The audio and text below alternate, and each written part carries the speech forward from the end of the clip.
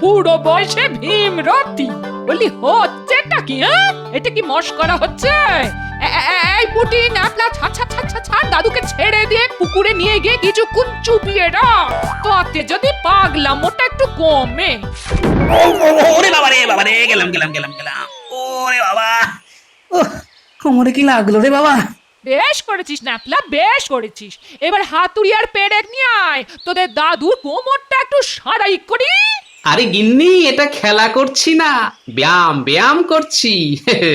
এটাকে বলে বুদ্ধি বাড়ানোর উপায়। এই বয়সে বুদ্ধি বাড়ানোর খেলার খেলতে হবে না। শোনো, আজ রাজসভায় একজন বিরাট কূটনীতিক ও পণ্ডিত আসছে তর্ক করতে। কেউ যদি না পারে তখন তো রাজামশাই আমাকেই যুদ্ধে নামাবেন। তাই ঘিলু একটু ওলট পালট করে বুদ্ধিটা বাড়িয়ে নিচ্ছি, বুঝলে? দাদু তো ঠিকই করছিল, ওই লোকটাকে হারাতে হবে না। ব্যায়াম করলে যদি বুদ্ধি বাড়ে তো বাড়ুক না। এই পুটি, তোকে আর পাকা পাকা কথা বলতে হবে না। দেখো গিন্নি, তোমার কথায় কিন্তু বুদ্ধির ব্যায়াম করলাম না। হার হলে কিন্তু তোমার স্বামীর অপমান হবে, মনে রেখো কথাটা। থাক থাক থাক, কোমর ভেঙে আর বুদ্ধি বাড়াতে হবে না। হ্যাঁ, এই বিছানায় পড়ে থাকলে আমি কিন্তু তোমার সেবা করতে পারবো না, এই আমি বলে দিলাম। হ্যাঁ,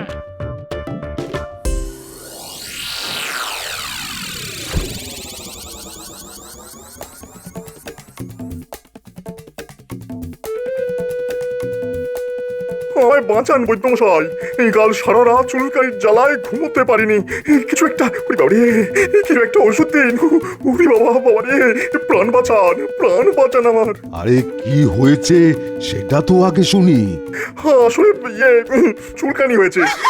চুলকানি? কি যে জ্বালায় পড়েছি তা যদি আপনি বুঝতে পারতেন তবে বেঁচে যেতাম, কিন্তু ব্যাটা যে কোথায় বসে আছে তা বুঝতে পারছি না।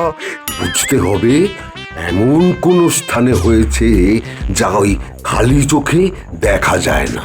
অর্থাৎ অর্থাৎ তোমার ঘিলুতে এই অসুখ বাসা বেঁধেছে। আজ মনে হয় রাজসভায় যাওয়া যাবে না, সবার সামনে চুলকবো, দেখতে খারাপ লাগবে। রাজামশাইকে বলে দেবেন যে আমার চুলকানি হয়েছে, তাই আজ আসতে পারছি না। বাবারে, ব্যাটা তর্ক যুদ্ধ এড়াবার জন্যই চুলকানির ভান করছে। চুলকানি হচ্ছে ওর মাথায়। আহ, কি শান্তি, কি শান্তি। এবারে মাথাটা খুলবে মনে হচ্ছে। ওই পণ্ডিত লোকটাকে তুমি কি প্রশ্ন করবে বলে ঠিক করেছো? সেটাই তো মুশকিল রে পুটি। আমি প্রশ্ন করতে পারলে তো বেটা নেচ তুলে পালাতো, কিন্তু সেটি তো হবে না। প্রশ্ন করবে সে, আর উত্তর দেবে মহারাজের রাজসভার সদস্যরা। উত্তর তো দেবে পণ্ডিত, মন্ত্রী, সেনাপতি, বৈদ্য এরা। তোমার এত মাথা ঘামানোর কি আছে? মন্ত্রী ভগবান? আরে ওর মাথায় যদি এতটুকু ঘিলু থাকে, তাও খরচা করে আমায় কি করে অপমান করবে সে ব্যাপারে মাথা খাটাতে খাটাতে ওর মগজে আর ঘিলু বলে কিছু নেই। আর বাকিরা বাকিরা সব গর্ধ, মাকাল ফল। ওরে পুটি, বলি এত জল ঢালিস না রে, ঢালিস না। এরপর তো মাথার ঘিলু সব শিকনি হয়ে যাবে, নাক দিয়ে গড়াবে। এই তোল তোল, একটু শুকিয়ে নে, তাহলে ঘিলু গুলো গরম হয়ে কাজ করবে। এই দেখো, সবকিছু নিয়ে ঠাট্টা মেরো না গিন্নি। বুদ্ধিহীন বলেই তোমার গলায় মালা দিয়েছিলাম, বুঝলে? ও, আরে আমার মরণ রে, বলি বুদ্ধি থাকলে কোন রাজকন্যার গলায় মালা দিতে শুনি? এই এই কি হলো? এই গরমে চাদর মুড়ি দিয়ে শুয়ে আছো কেন গো? চুলকানি গিন্নি, চুলকানি। চুলকানি তো চাদর মুড়ি দিয়ে কি করছো? যা, সবার সামনে চুলকোতে লজ্জা করে না, তাই তো ঢাকা দিয়ে আছি। কিন্তু চুলকানি হলো কোথায়? সেটাই তো খুঁজে পাচ্ছি না, কোথায় যে হতে পারে। আচ্ছা, কোথায় হতে পারে বলে মনে হয় তোমার বলতো? এই, তুমি কি আজকাল নেশা ভাঙ করছো নাকি? চুলকানির যে কি জ্বালা তা তুমি বুঝবে না গিন্নি, তা তুমি বুঝবে না। তোমার মুন্ডুতে চুলকানি হয়েছে, বুঝলে? একেবারে বুদ্ধির জাহাজ, এখনো পর্যন্ত কিছুই করে উঠতে পারলেন না, আবার তর্কযুদ্ধে নেমেছেন উনি এই বুদ্ধি নিয়ে। গোপালকে নিয়ে ঘিলু না ঘাটিয়ে পণ্ডিতকে নিয়ে মাথা খাটাবে তা নয়। তোমার তোমার মাথা খারাপ হয়ে গেছে। আমার চুলকানি হয়েছে আর আমি যাবো ওই মূর্খ পণ্ডিতটার সঙ্গে তর্ক করতে? মহারাজ যদি দেখে ফেলে আমি সবার সামনে চুল করছি, মহারাজ কি মনে করবেন বলো তো? তুমি কুয়োয় ডুবে থাকো চিরদিনের মতো, আমার জ্বালা মেটে। ব্যাটার খালি ওই বড় বড় কথা। আরে যখন সেই কূটনীতিক পণ্ডিত এলো তখন কিছু একটা বলে তর্কযুদ্ধটা এড়ানো যেত, তা না ওই মহারাজকে খুশি করার জন্য বুক ফুলিয়ে বলে বসলো। মহারাজ এসব তর্ক আগেও অনেকবার করেছি, প্রত্যেকবারই ওই জয়লাভও করেছি। এই ব্যাপারটা আমার ওপর ছেড়ে দিন মহারাজ, আমি না হয় বুঝে নেব। এখন ওই ভয় পেয়ে চুলকানির অভিনয় করছে। মহারাজ জিজ্ঞাসা করলে সেই মিথ্যে কথাটা তো আমাকেই বলতে হবে। আমার হয়েছে যত জ্বালা। উপস্থিত ভদ্র মহোদয়গণ, আজ আমরা যে তর্কযুদ্ধের আয়োজন করেছি তাতে স্বাগত জানাচ্ছি পণ্ডিত ও কূটনীতিজ্ঞ শ্রী শ্রী জ্ঞানাচার্যকে। তাঁকে আমার প্রণাম। মহারাজকে আমার প্রণাম। আপনি যে নবরত্ন সভা প্রতিষ্ঠা করেছেন তা কতজন রাজা করতে পেরেছে? এই সভায় গুণীজনের অভাব নেই। আমি তাদের সঙ্গে তর্কে প্রবৃত্ত হয়েছি এই কারণে যে যদি তাদের আমি তর্কে পরাস্ত করতে পারি তবে আপনার সভায় আমার স্থান পাবো বলে আমার বিশ্বাস। নিশ্চয়ই নিশ্চয়ই, কিন্তু তার আগে তো পরীক্ষা দিতে হবে আমার সভার অমাত্যদের পরাস্ত করে। আপনার গুণীজনদের পরাস্ত করার জন্যই আমার এখানে আসা। এবার আদেশ করুন। কি ব্যাপার বৈদ্যমশাই, আমার নতুন মন্ত্রী ভগবান কই? তাকে তো দেখতে পাচ্ছি না। ও এত বিলম্ব কেন? আচ্ছা, আপনি তো তার প্রতিবেশী, কোনো খোঁজ পেয়েছেন তার? আগে মহারাজ মানে ওই আগে আগে কি? পরিষ্কার করে বলুন, ভগবান কোথায়? আসল কথাটা হলো ভগবান খুব অসুস্থ, অসুখটাও ওই গুরুতর। গুরুতর? কি হয়েছে তার? কি এমন গুরুতর অসুখ যে আজকের মতো একটা বিশেষ দিনে সে অনুপস্থিত হলো? আগে যা হয়েছে তা সবার সামনে বলাটা কি ঠিক হবে মহারাজ? কেন হবে না? এটা রাজসভা, মহারাজের সামনে সবই বলা যায়। যথার্থই বলেছ গোপাল। তা বৈদ্যমশাই বলুন, ভগবানের ঠিক কি হয়েছে? মহারাজ, নতুন মন্ত্রীর চুলকানি হয়েছে। আমি কিন্তু এর থেকে বেশি কিছু জানি না মহারাজ। ভগবান তো বুঝতেই পারছে না তার কোথায় ঠিক ওই চুলকানি হয়েছে। চুলকানি হয়েছে অথচ সে নিজেই জানে না কোথায় হয়েছে? এ কি পাগল নাকি? পাগল মোটেই নয়, আমি জানি ভগবানের কোথায় চুলকুনি হয়েছে। মাথার ঘিলুতে। আসলে মহারাজ, ভগবান আমাকে অপদস্থ করবে বলে এত মাথা ঘামায় যে মাথা ভেদ করে চুলকানির পোকা তার মাথায় উঠে গেছে। এমন অসুখের নাম তো জীবৎকালেও শুনিনি মহারাজ। তবে তদন্ত করে দেখুন এই চুলকানির পেছনে অন্য কোনো কারণ আছে কিনা। আপনার কাছে আমি ক্ষমা প্রার্থী। মন্ত্রীর কথা তো শুনলেন, মানে তার অনুপস্থিতিতে তো আর তর্ক চলতে পারে না, বিশেষ করে যখন সে নিজেই আপনার সঙ্গে তর্ক করতে রাজি হয়েছে। দয়া করে এই তর্কযুদ্ধ একদিন যদি পিছিয়ে দেন তাহলে খুবই ভালো হয়। না না না না না না, একদিন কেন, যত দিন ইচ্ছে পিছিয়ে দেওয়া যায়। আগে আপনার ওই মন্ত্রীর চুলকানির উৎস খুঁজে পাওয়া যাক, তাহলে আমি কি ওই আগামীকাল আসতে পারি? মহারাজ, ওনাকে বলে দিন কালই আসতে।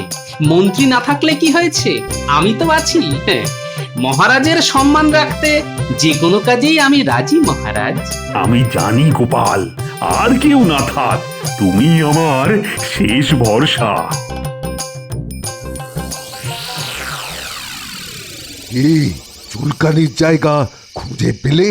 না, ও আর পাওয়া যাবে বলেই তো মনে হয় না। হ্যাঁ, আর ওই খুঁজে বের করার কোনো দরকার নেই। মহারাজের নির্দেশ, কাল কিন্তু ওই রাজসভায় হাজির থাকতেই হবে। হবে? এই চুলকুনি নিয়ে? কি লজ্জার কথা। না গেলে তো আরো অপমান। মহারাজ ওই গোপালকে দায়িত্ব দিয়েছে তর্ক করার জন্য।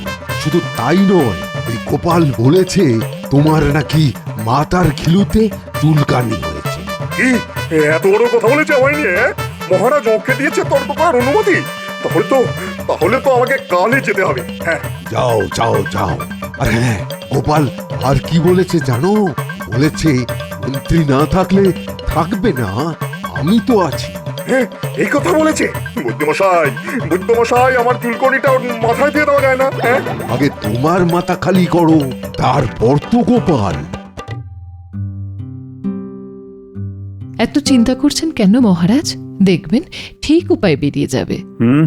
হ্যাঁ, কে তর্ক করবে এই মহাপণ্ডিত কূটনীতিকের সঙ্গে?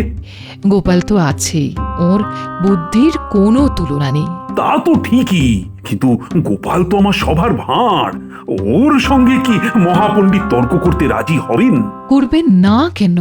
বুদ্ধি কি জাতপাতের উপর নির্ভর করে? মন্ত্রীমশাইয়ের কথাই ধরুন না কেন, ও তো ব্রাহ্মণ, আর গোপাল নাপিতের ছেলে। কিন্তু বুদ্ধিতে গোপালের ধারে কাছে ভগবান আসে না। কেন বলুন তো? কারণ তত বুদ্ধি ওর ঘিলুতে দেওয়া হয়নি। যে কোনো কারণেই হোক, গোপালের ঘিলুতে বুদ্ধি একটু বেশি দেওয়া হয়েছে। এর পরিচয় আপনিও পেয়েছেন পূর্বে। সুতরাং চিন্তা না করাই ভালো মহারাজ। আপনি বরং ঘুমানোর চেষ্টা করুন। হ্যাঁ,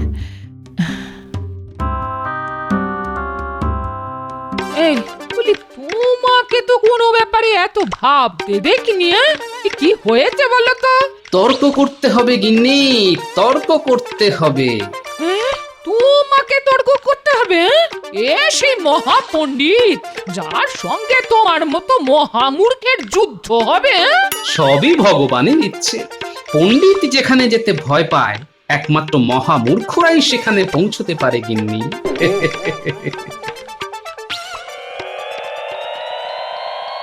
কি ব্যাপার শুনি? আমাকে দেখেই তো আর সব চুলকানি সেরে গেল। তোমাকে দেখলে চুলকানি কেন, স্বয়ং ডমও পালিয়ে যাবে। হ্যাঁ, এই এসব তেল মারা কথাটা মহারাজকে শুনিও, আমাকে নয়। বৈদ্যমশাই তো বলেই গেল কাল তোমায় রাজসভায় যেতেই হবে। এই কথাটা মনে রেখো, বুঝলি? গোপাল, কাল দেখে নেবো ব্যাটাকে। আমি না পারলে কেউ পারবে না, এই তোকে বলে দিচ্ছি। মুখে মারিতাম জগৎ। আচ্ছা, এত কিছু খুঁজে তো কোনো লাভ নেই। যে রাজ্যের মন্ত্রীর মাথায় চুলকানি হয়, সে রাজ্যের বাদবাকিদের যে কি অবস্থা তা তো বুঝতেই পারছি। আচ্ছা, গোপাল ভাঁড় বলে একজন মহারাজকে আশ্বাস দিল সে নাকি আমার সব প্রশ্নের উত্তর দেবে। এই দেশের হবেটা কি একজন ভাঁড় দেবে আমার প্রশ্নের উত্তর? যাক বাবা, এত পড়াশোনা করে কোনো লাভ নেই। এমন একটা মোক্ষম চাল দেব, গোপাল কেন, গোপালের 14 পুরুষ পর্যন্ত ভিড় মিখে পড়ে যাবে। আচ্ছা, মহারাজেরও কি মাথায় চুলকানি হয়েছে একটা ভাঁড়কে আমার সঙ্গে তর্কযুদ্ধে নামাবে? যাক, চিন্তার কিছু নেই, জয় আমার নিশ্চিত।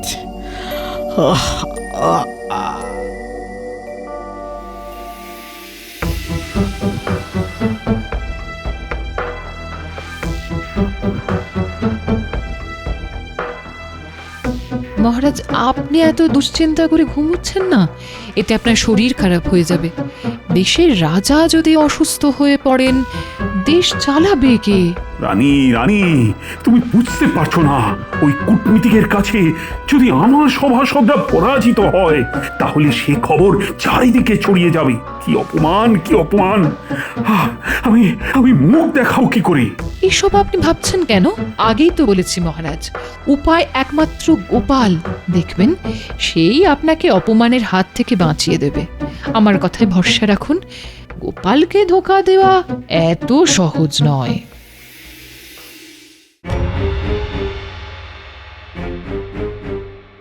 আজ যেভাবেই হোক মহারাজের মান বাঁচাতেই হবে। কিন্তু কি প্রশ্ন করবে সেটাই তো বুঝতে পারছি না। তবে হ্যাঁ, এমন উত্তর দেব যে সেই উত্তর বুঝতে বেটার অনেক সময় কেটে যাবে। কিন্তু আমি তো আগে কিছু বলবো না। ভগবান কি বলে আগে দেখি, তারপর জবাব দেব।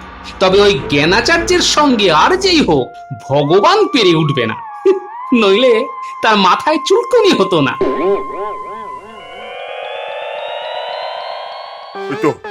ওই তো রাজবাড়ি দেখা যাচ্ছে। উরে বাবা রে, আমার মাথার ঘিলুগুলি কেমন যেন নড়চড় করছে। কেমন একটা নড়ছে চড়ছে। উরে বাবা রে, বাবা রে, কি চুল করছে রে। এই নিয়ে রাজসভায় যাওয়া যায়? হ্যাঁ, না না বাবা, এবার চুলকানি আমার পা বেয়ে নিচের দিকে নামছে। এবার কি করি? আমি তো হাঁটতে পারছি না, বাড়ি ফিরে যাবো। হ্যাঁ, সেটাই ভালো। হ্যাঁ, না যদি যদি মহারাজ পেয়াদা পাঠায়? না না, বাড়ি যাবো না, বাড়ি যাবো না, ওই গাছটার উপরে উঠে বসে থাকি। হ্যাঁ,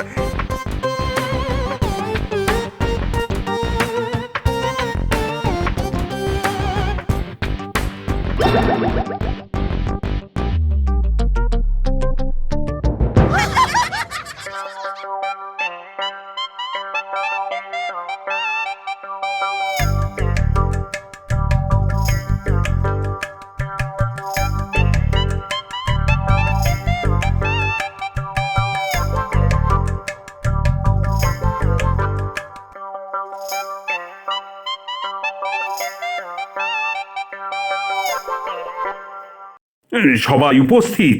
আগে সবাই উপস্থিত, শুধু নতুন মন্ত্রী ভগবান ছাড়া। কেন কেন?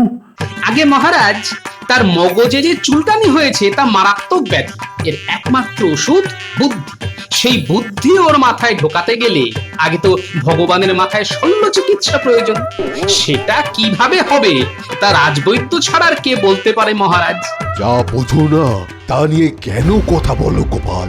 তুমি তো আসলে নাপিত, তুমি পারবে এই শল্য চিকিৎসা সম্পন্ন করতে। আমার আর প্রয়োজন পড়বে না। কেন বৈদ্যমশাই, চুলকুনি সারাবার আর কোনো উপায় নেই? আপনি এত বড় বৈদ্য আর সামান্য একটা চুলকানি ঠিক করতে পারছেন না? এ সামান্য অসুখ নয় মহারাজ, আমি অনেক পুস্তক ঘেটেও এরকম কোনো অসুখের উল্লেখ পাইনি। তবে ওই কড়া কোহল মিশ্রিত থাম্বুরস প্রয়োগ করেছি। এর ফল পেতে আরো 2-1 দিন সময় লাগবে মহারাজ। তাহলে গোপাল, আজ তর্কযুদ্ধে তুমিই হবে আমার প্রধান সেনাপতি। মহারাজ, গোপালকে আপনি সেনাপতি বানিয়ে দিলেন, তাহলে তাহলে আমার কাজ শেষ। এ আপনি কি করলেন মহারাজ? মহারাজ, জ্ঞানাচার্য মশাই উপস্থিত হয়েছেন। নিয়ে এসো তাকে যথার্থ সম্মান প্রদর্শন করে রাজসভা নিয়ে এসো।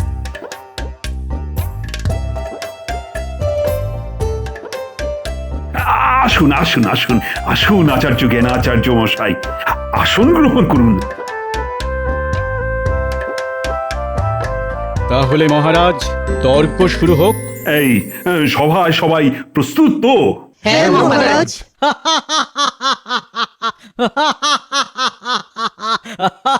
এই এই হাসিকে কেউ বন্দি করতে পারবে? কি হে বৈদ্যমশাই, পারবে?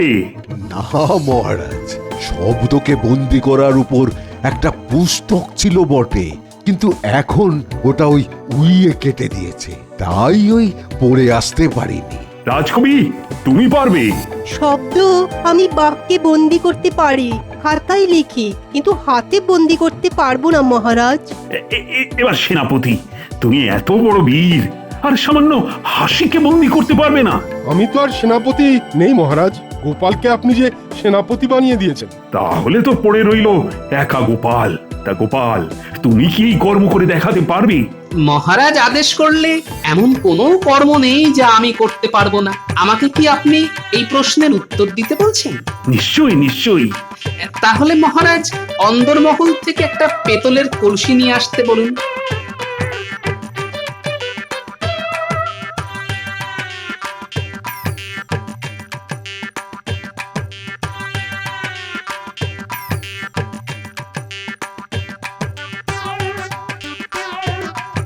আচার্য মশাই, এই কলসির মধ্যে মুখ ঢুকিয়ে আপনি হা হা করে হাসুন, হাসতেই থাকুন, আমি না বলা পর্যন্ত থামবেন না। ঠিক আছে, কলসি আমার কাছে নিয়ে এসো। হাসুন হাসুন আচার্য মশাই, যত খুশি হাসুন, কিন্তু শেষ হাসিটা আমি হাসব।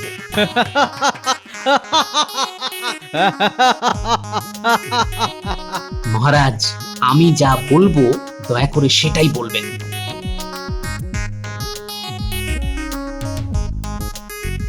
মহারাজ, আপনি কি আচার্য মশাইয়ের হাসি শুনতে পাচ্ছেন? মানে এই তো এই তো শুনতে পাচ্ছি, শুনতে পাচ্ছি।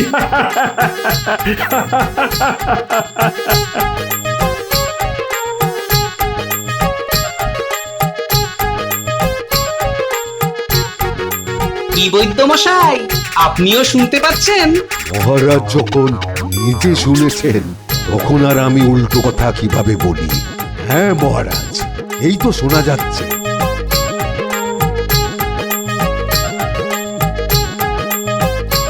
সেনাপতি মশাই, আপনি শুনতে পাচ্ছেন? হ্যাঁ হ্যাঁ, শুনতে পাচ্ছি।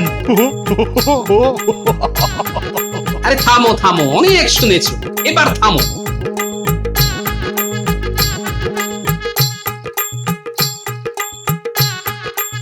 এবার শুনুন, দেখুন কি করে শব্দকে বন্দি করতে হয়। এটা কি হচ্ছে গোপাল? আমি তো কিছুই শুনতে পাচ্ছি না। শুনতে পাচ্ছেন না? সে কি কথা, স্বয়ং মহারাজ শুনলেন আর আপনি পেলেন না? নিশ্চয়ই আপনার কানে চুলকুনি হয়েছে। বৈদ্য মশাই, কিছু ওষুধ আছে, এখনই নিয়ে আসুন না। আছে আছে, ফুটন্ত তেল, এক কলসি ঢাললেই সব শুনতে পাবেন উনি। না না না, তার আর দরকার নেই। এই তো আমি স্পষ্ট শুনতে পাচ্ছি। হ্যাঁ তবে স্বীকার করুন আপনি পরাজিত হয়েছেন, নইলে কিন্তু গরম তেল। হ্যাঁ, আমি হার স্বীকার করছি। গোপালের জয় হলো। কিন্তু গোপাল, এটা তো তঞ্চকতা হলো। মহারাজ, কূটনীতি ও যুদ্ধে তঞ্চকতা অপরাধ নয়। জ্ঞানাচার্য আসলে কূটনীতিতে আমাদের পরাজিত করে মহামন্ত্রীর পদ নিতে চাইছে। লোভের পরিণাম এটাই হয় মহারাজ। কূটনীতি নিশ্চয়ই আপনাকে বোঝাতে হবে না।